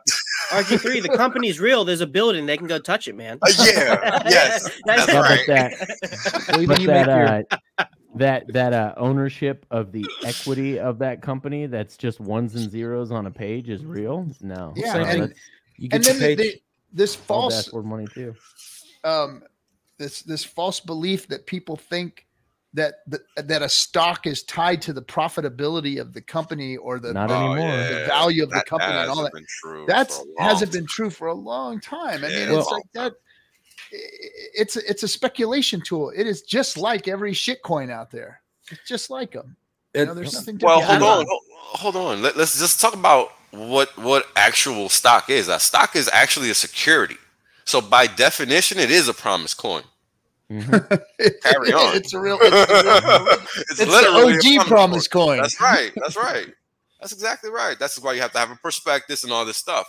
All these risk factors have to be laid out to investors prior to. So it's not like you just sliding on by. That's not how it works. Well, the other thing that's kind of happening right in front of people's faces over the years is, wasn't that many years ago where you got paid, you got a check, and you went to the bank or you went to the grocery store or wherever to get it cashed. You bought your groceries, you paid some bills. Now everybody almost forces you to do direct deposit. The cash is never there. It's all digital.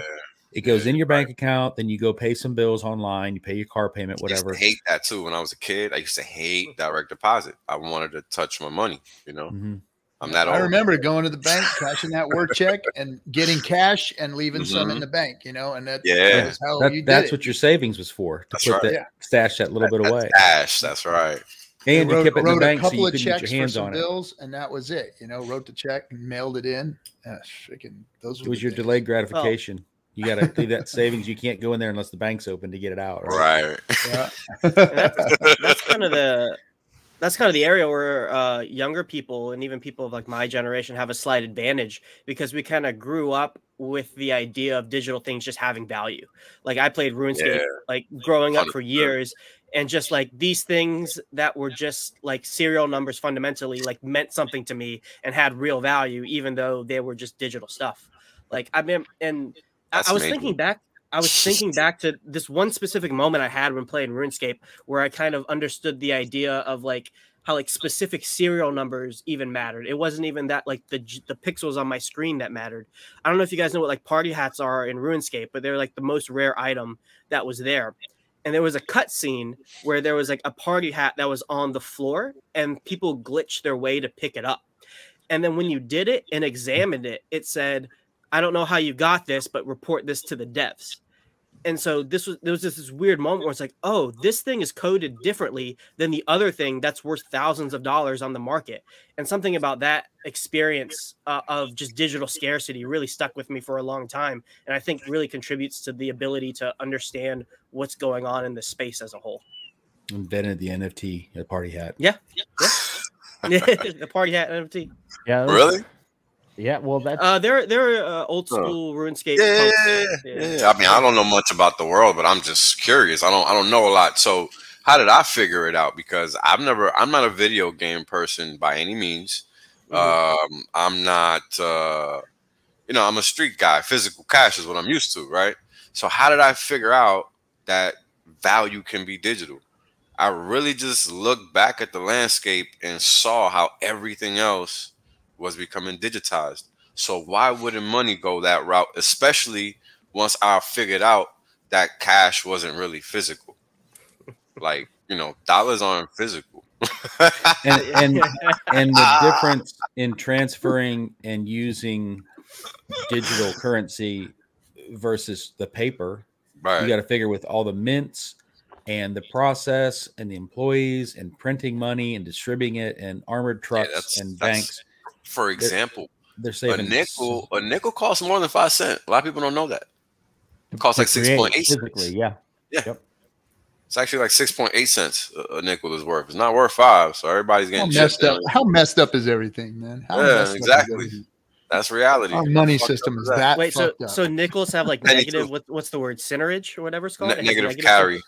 Negative carry. Yeah. Because it's 5 cents on the books, but it actually costs 6.8 cents to produce, and a cent and a penny. So they're like, fuck the nickels. Don't print too much of that shit. All right. All right. You don't see a lot of shortage of nickels. Quit printing the nickels, guys. I think there was actually a shortage by a while ago. Yeah, there was a change. There was a coin shortage just recently. It wasn't that long ago. During Rona. Yeah, during Rona. Where all these places were asking, like, you have any change, whatever. Yeah. Which is ironic because prior to that, you get stuck behind that idiot who comes in and empties his cup holder in his car trying to buy a pack of cigarettes. Water jug. Yeah. Water jug full of shit. But that just goes to show how quickly things can change, right? I mean, this is what I try to explain to people when I say, look, things just happen suddenly. It's slowly, then all of a sudden. And that's a perfect example when we just lived through that. I mean, and this could happen again. With the toilet paper too, right? I mean, all these things you just randomly could not get that the day before you didn't even give a rat's ass about. Shit, I'm DCAing into toilet paper. I've been DCAing ever since. Well, so this is why these whales aren't buying Hex. Yep, I just got done building an extra garage, and it's toilet paper and paper towels. into that shit. The DCAing into their boat wipe material. Shit, man. No, I'm literally. I'm gonna be dumping it on the market during the next pandemic. Oh, dump that shit right on your head. Pull, here's some Charmin for you. I know, man. Boom, boom. Imagine that shit. Talking about DCAing in the toilet. Yep, you guys are gonna be trading. You guys are gonna be trading bundles of wheat for my toilet paper when shit goes down, bro. I'll be getting 5-gallon buckets of Chili Mac from all you Chili I'm Mac, gonna be riding west because they ain't shit out here. Oh, what do we got here? RG. Love it. That's funny. I didn't even see the toilet paper. I thought that was like mounds of coke. I need that meme. Shut up and take my money.com. That's a good one. Yeah. Oh my god.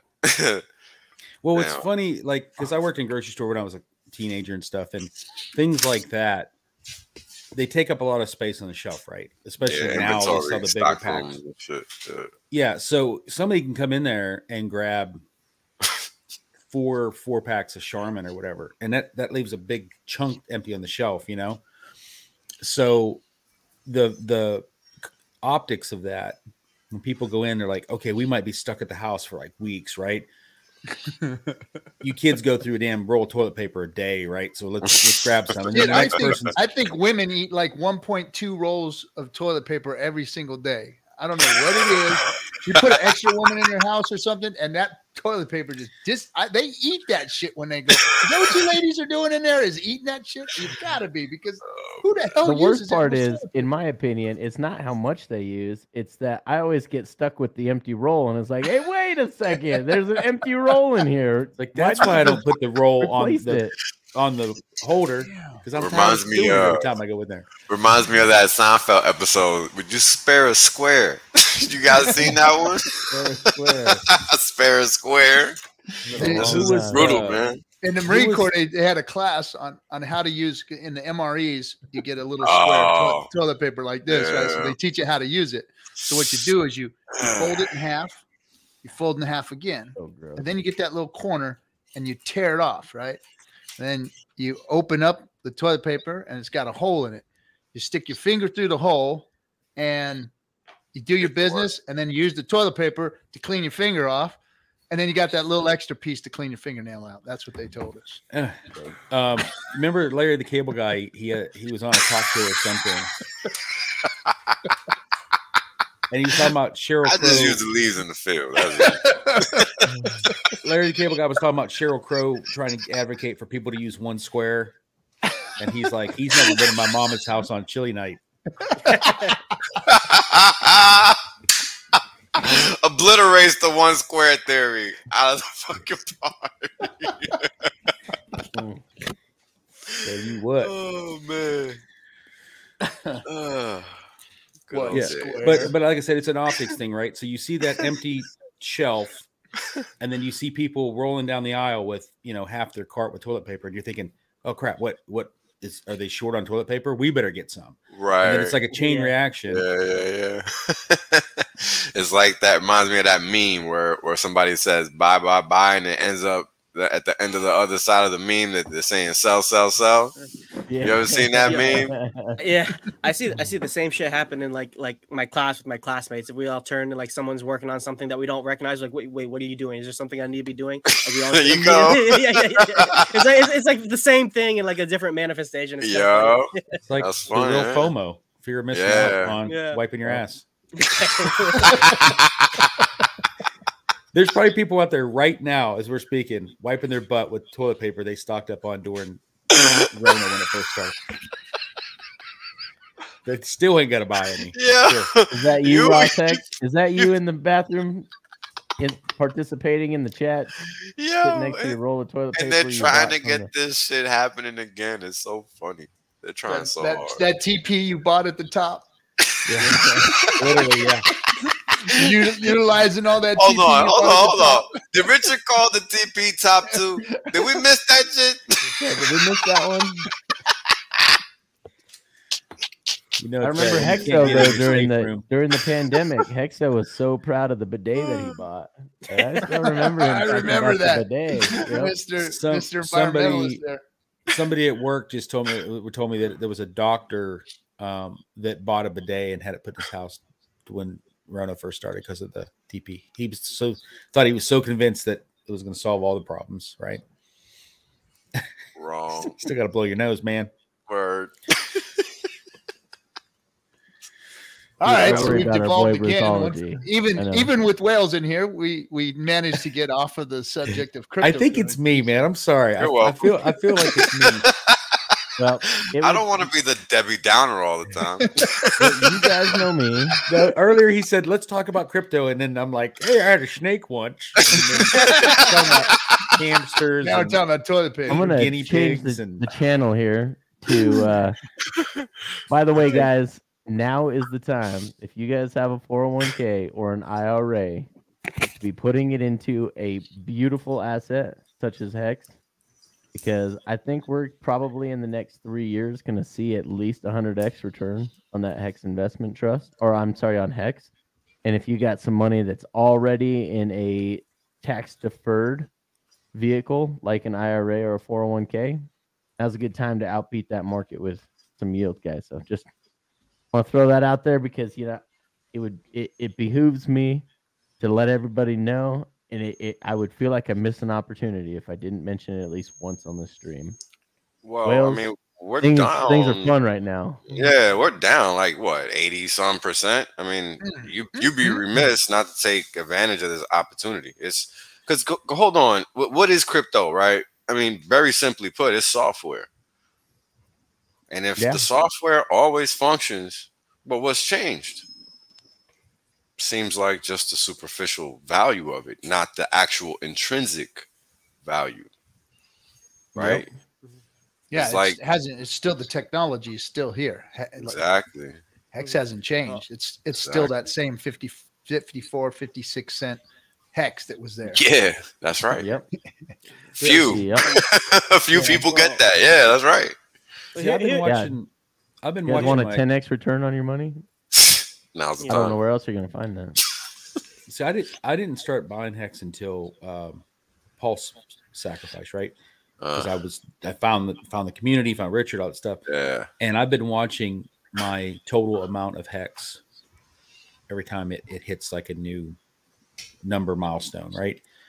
And with the sideways action and the dips and different stuff that's been going on for months, I look at that total and then the yield from all my stakes that I have that are growing every day, right?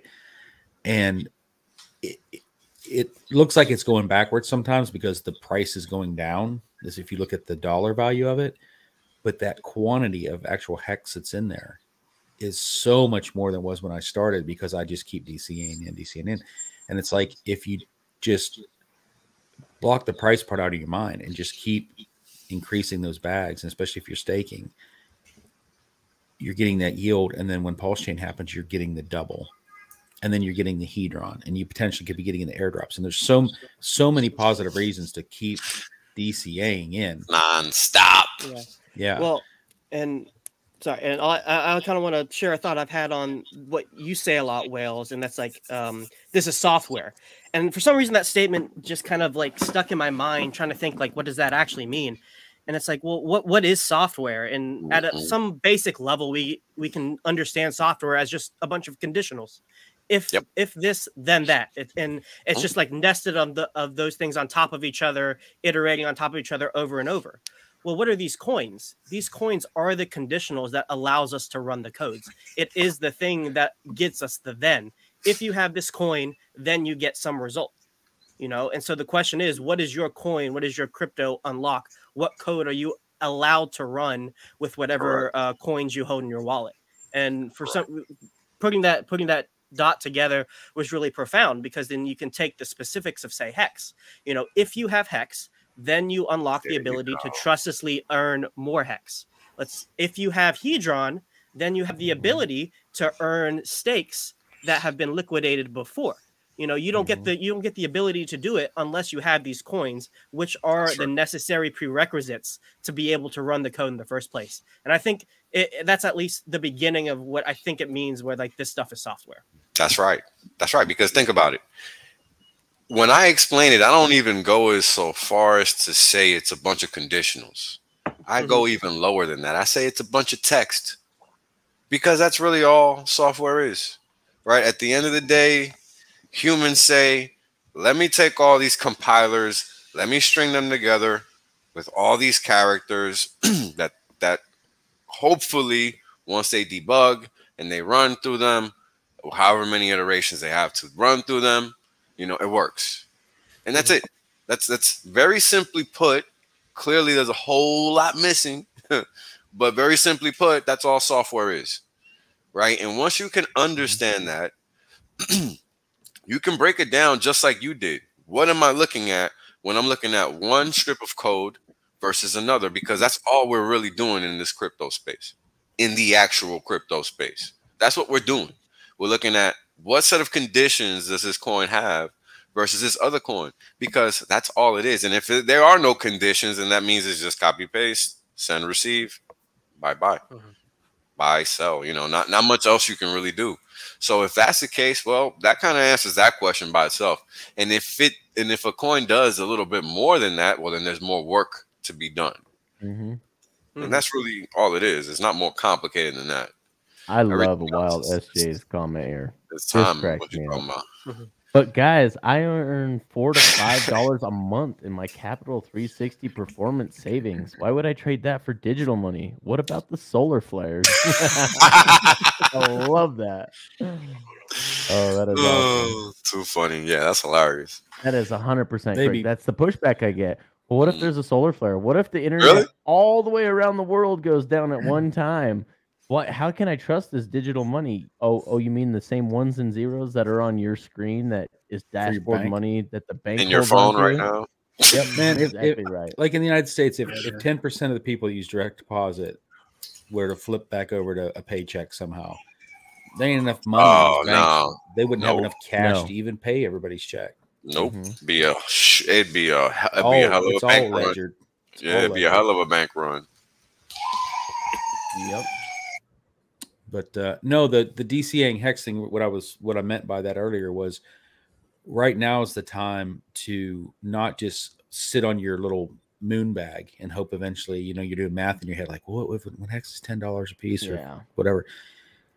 When it's down to 2.9 cents or 3 cents or 3.1, when it's higher later, and you've increased double or triple your bags, and then like I said, getting the double with Pulse and stuff like that. Now is like so much the time you should be, you know, getting more. Now's the time you should be applying at McDonald's to work side by side with Michael Saylor so you can be stacking your bags right now.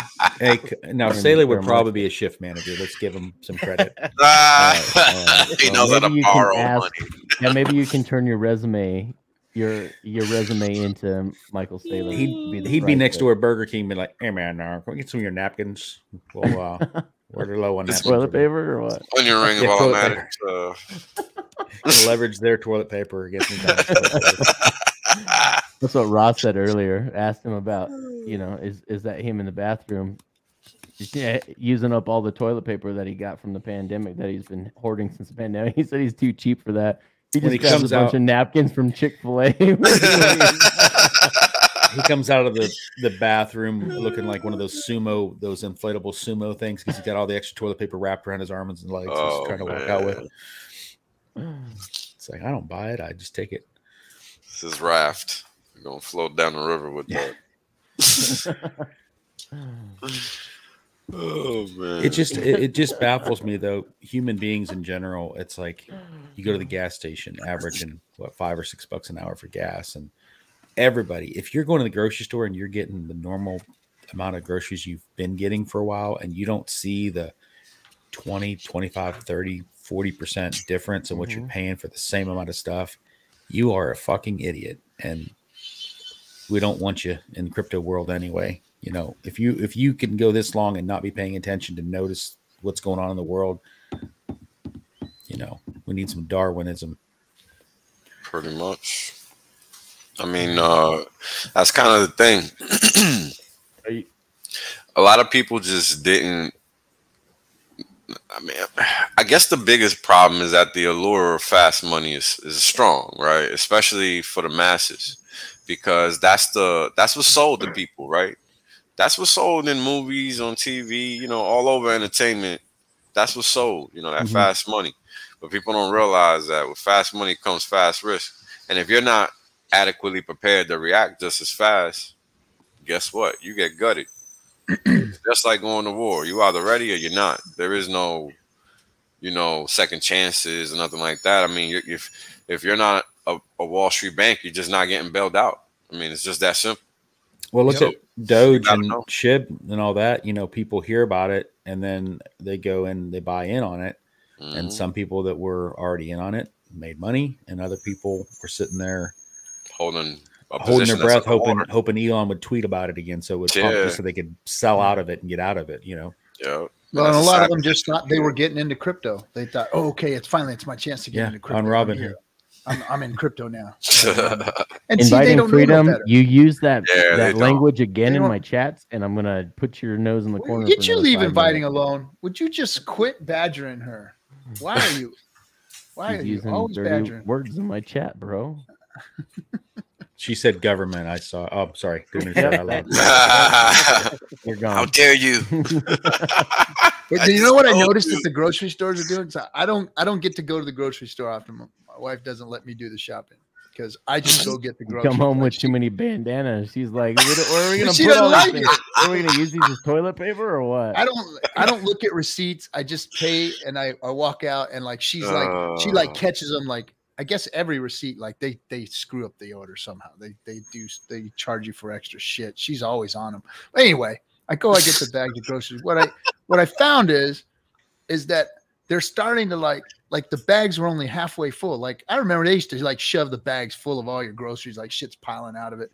Now they're like, cost me $45 for 2 little bags of groceries, and they were only half full. I'm like, put all this shit in one bag. They're trying to fool me on my way out the door, thinking that I spent $45 on 2 bags of groceries versus just really one, which is what they gave me. So I think they're trying to pull a fast one now, so you know people don't start getting hip to what's going on. That and the bags are half as thin as they used to be, so they have to give you more because if not, the shit would just rip out before you make it out of the store. The bottom would blow out. Yeah. Well, I was at the Trader Joe's and they got good bags there. They got the real paper ones. Like they kill trees and shit there. Like Aldi, where you got like buy your own and bring your own. I go to stores that kill trees. Like. Yeah. I heard there's a weird trick that like waiters can do. Like if they like you're like rude to them or something, they can like add a line item for like a tip, and then they'll like give you the check, and then you also like don't realize they like charge you for a tip in like where like the food is, and then you also sign a tip on top of it. I was like, I didn't even know that was possible. I wonder how many times some restaurants do that automatically. Some add gratuity. Add gratuity to it. And then still give you a tip line to add more gratuity. Yeah, to add more gratuity. Yeah, I see that one. I don't mind if they give me good service. I don't mind giving good tips. I like. I don't mind either. The ones that kill me now is food service industry, and I'm happy to overpay for a good service. But you used to go to a restaurant where you sat down and somebody came out, took your order, brought you food, did your refills, and you would tip them for that, or you would say, "Honey, we want pizza tonight. Okay, am I going to go get it or have them bring it here? Okay, I don't have time. Let them bring it here, and then I'm going to tip the guy for doing that." So you would tip people because they were doing that extra stuff, right? Now you go in all these places and you stand up there and go, "I want this and this." They put it in the cash register, and then when they hand you the thing, they want to tip on it. Or when you use the little iPad on the screen, it's like the screen pops up. You want to add tip 10, 12, 15, 8%. And it's like, I feel bad because I'm like, I don't want to not help this person. You know, it's like your waiter, you want to give them a tip, right? But at the same time, it's like now I'm ordering a sandwich and you're making the sandwich and I'm not just paying $10 for a damn sandwich now, but now you want me to, tip 25% to somebody that just took 30 seconds to cut a slice of bread and stick meat in it, Yeah. It's almost like the tip thing's getting stretched everywhere now. You know, I they don't want to pay their people more. They just, you know, want you to rely on tips now.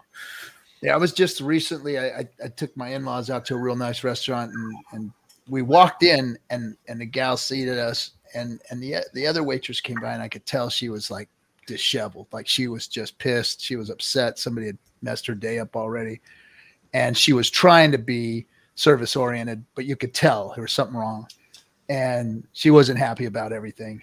And I just saw her working hard, and the service was okay. It wasn't good. She was just shuffled.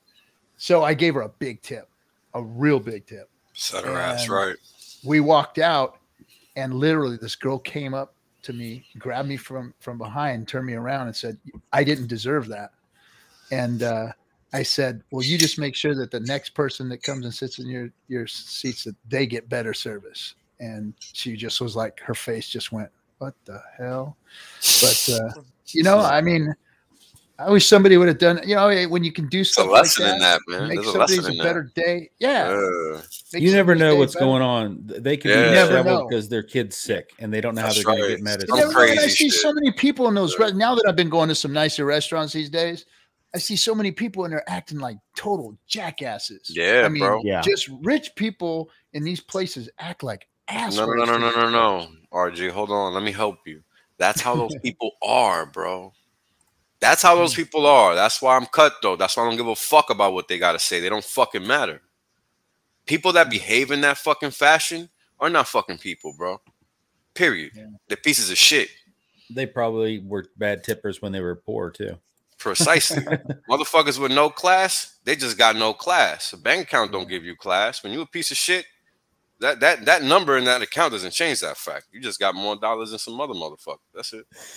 Oh, man. Wait a second, guys! Look, guys. Well, just got a compliment. Great. Look at that, RG3. You look so handsome tonight. It's a backhanded compliment, bro. Sloth, it's a backhanded compliment. You look fabulous. Even and you too, Wales. Awesome. Right. Wales looking sharp on a Friday night. Wales has one of the most consistent stream looks I've ever seen ever. Like it's always. I try. It's impressive, man. I just feel like there's something. There's something missing. You're welcome, man. There's something missing in that comment there. You forgot. No, she didn't. I see what she did there. Oh, I'm sorry. Exactly.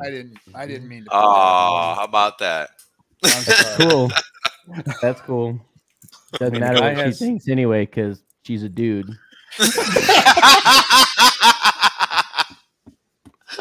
Hey, wait a minute. Now that just messed up that compliment for all us other people. Then it's like, hey, dude, how dare you call me? Sorry about it. Sorry, not sorry. Oh man, my wig. What do you mean, my wig, dude? Ross, I don't question your gender. I never question your gender. You are my favorite cheerleader ever. Okay, throw that out there. So. Oh man. Oh shit. Man, y'all silly, yo.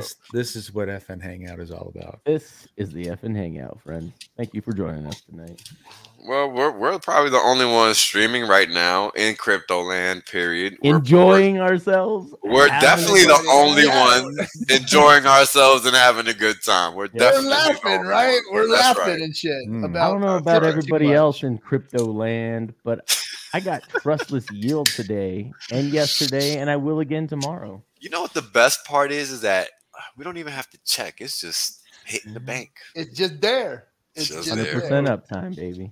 It's just there. Don't have to go in and switch anything around. Don't have to pay some more GUI for anything. Don't got to do anything. Don't got to go ask somebody for your crypto back. See what you got. Nope. Just none of that. There. That's I have to check my dashboard money.